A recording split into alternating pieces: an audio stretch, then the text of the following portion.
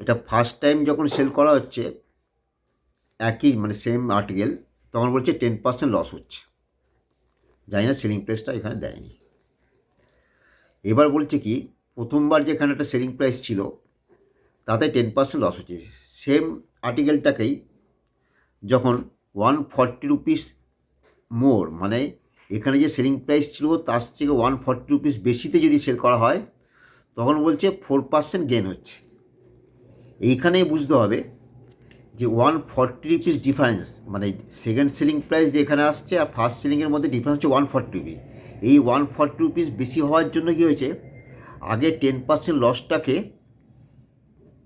Makeup দিয়ে সে কী করছে, এটাকে মেকআপ দিয়ে আরও 4% গেন এক্সট্রা হয়েছে। তাহলে কি এই যে 140 রুপিসটা এটা ইজিকল টু হবে তাহলে তোমার 10 + 4 ইজিকল টু 14%। এই 14% ইজিকল টু হবে 140 রুপিস।